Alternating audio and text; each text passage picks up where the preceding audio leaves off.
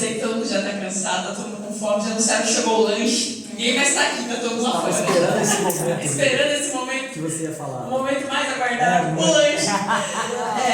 Bom, gente, hoje foi falado muito de missão, de propósito.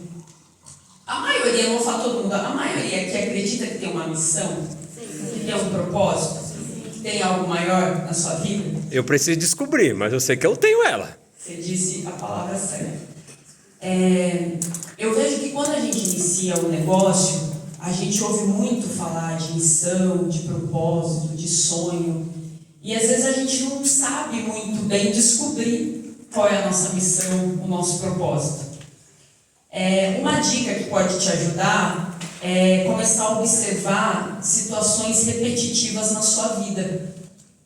Pessoas, às vezes alguma dificuldade, seja financeira, seja de saúde, seja de relacionamento, muitas vezes são indícios de que a minha missão está por ali, que eu preciso às vezes melhorar em alguma determinada parte da minha vida, quais são os meus dons, os meus talentos naturais, que eu tenho às vezes uma facilidade maior de fazer. Tudo isso ajuda a gente descobrir a nossa missão, o nosso propósito. Então, segundo a sabedoria milenar, nada na vida é por acaso. Tudo acontece especialmente para nós, sejam as coisas boas ou as coisas ruins. E isso é uma grande dica de Deus, muitas vezes, falando, desperta nesse ponto aqui. Isso aqui você ainda tem mais para evoluir, tem mais para melhorar. Então, andar mais atento, mais desperto, com certeza vai nos ajudar a descobrir a nossa missão, o nosso propósito. Porque a gente não veio nesse mundo só para pagar conta, ou só para viver ali pelo bem-estar da minha família, do eu. Nós estamos nesse mundo para ser canal de bênção na vida de pessoas. E cada um, Deus vai colocar uma ferramenta para ser canal de bênção na vida de alguém. Alguns vai ser médico, outros advogados, outros professores, outros networkers. Então, se essa oportunidade chegou na nossa vida por algum motivo, é para ser um canal de bênção. Só que no início, isso às vezes é muito difícil a gente assimilar. Porque é difícil eu pensar em ser um canal de bênção, eu pensar num propósito, numa missão, num sonho, quando ainda às vezes eu tenho uma dor muito latente ali. E eu estava conversando com a Silvania ali, e isso às vezes, a gente fica pensando muito nisso, no sonho, no propósito, na missão, às vezes isso nos trava. Porque a gente pensa que para crescer no negócio, para ser diamante, a gente tem que estar num nível de motivação, de entusiasmo de outro mundo.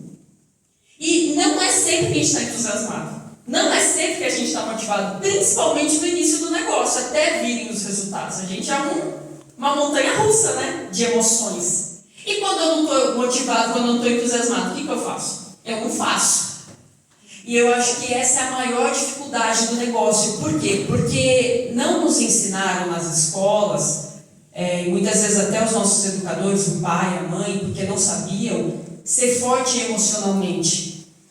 E a gente vê que as pessoas que chegam no sucesso, seja grandes atletas, artistas, políticos, empresários, são aquelas pessoas que conseguiram aprender a ser forte emocionalmente.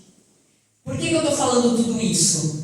Não espere ter seu propósito, sua missão ali definido, aquele plano cíclico de vida lindo, maravilhoso, e todos os dias acordar entusiasmado para fazer um negócio. Isso não vai acontecer.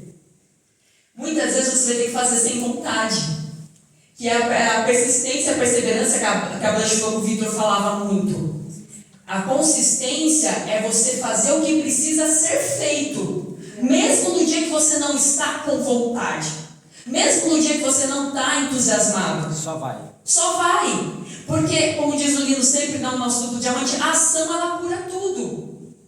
E para quem ainda não tem um sonho ali, sabe, o botão quente, o propósito da missão de vida, para quem ainda está muito perdido nessa parte, comece a agir que você vai começar a definir melhor isso. Mas uma coisa que ajuda muito no início é a sua dor.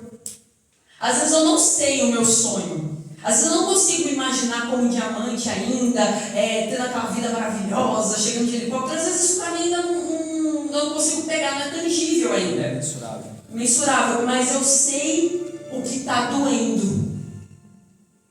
E muitas vezes vezes eu preciso pensar nisso. Quando eu iniciei no negócio, eu odiava andar de ônibus e de metrô. Odiava. Porque o horário de pico, alguém já andou no metrô no horário de pico aqui? E eu nunca tinha passado por isso na minha vida, de ter que andar de metrô. E quando eu ia, eu ficava pensando, meu Deus do céu, eu tenho que fazer isso, tem que ser tão difícil assim mesmo para mim? Mas eu pensava, se eu não passar por isso, quando é que eu vou comprar um carro?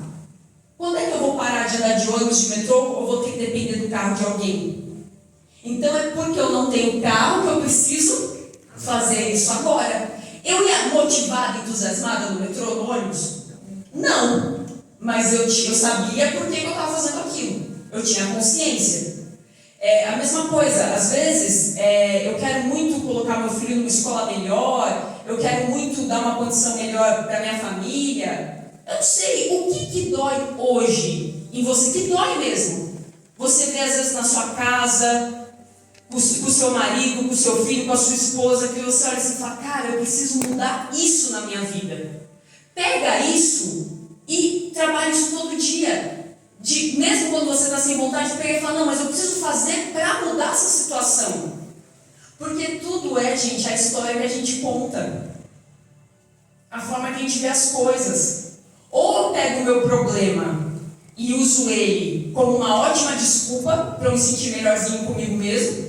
Ai, coitadinho de mim, sabe porque eu não fui? Porque eu não tinha carro. Sabe porque eu não fiz? Porque eu não tinha dinheiro. Ai, porque você não conhece meu marido, você não conhece minha mulher. Ah, que desculpa bonitinha, né? Não é lindo? Aí você fica, tá bom, legal, vou assistir Netflix, vou ficar aqui mesmo. Ou você pega esse problema, essa dor, e aprende a fazer dele um motivo. Para poder fazer, ser persistente, consistente, mesmo quando a gente não está com vontade.